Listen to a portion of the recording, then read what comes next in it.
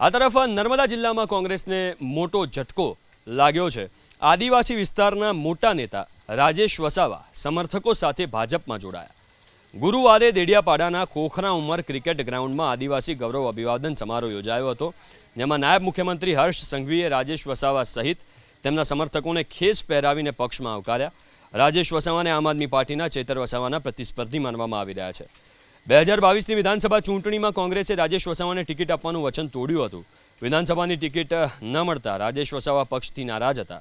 રાજેશ વસાવાને છોટુ વસાવાના રાજનૈતિક શિષ્ય માનવામાં આવે છે, ત્યારે હવે ભાજપ 2027માં દેડિયાપાડા અથવા તો ઝઘડિયા બેઠક પરથી રાજેશ વસાવાને ચૂંટણી લડાવી શકે છે।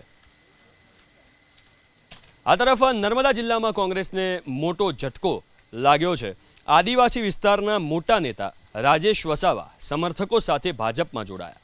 ગુરુવારે દેડિયાપાડાના ખોખરા ઉમર ક્રિકેટ ગ્રાઉન્ડમાં આદિવાસી ગૌરવ અભિવાદન સમારોહ યોજાયો હતો, જેમાં નાયબ મુખ્યમંત્રી હર્ષ સંઘવીએ રાજેશ વસાવા સહિત તેમના સમર્થકોને ખેસ પહેરાવીને પક્ષમાં આવકાર્યા।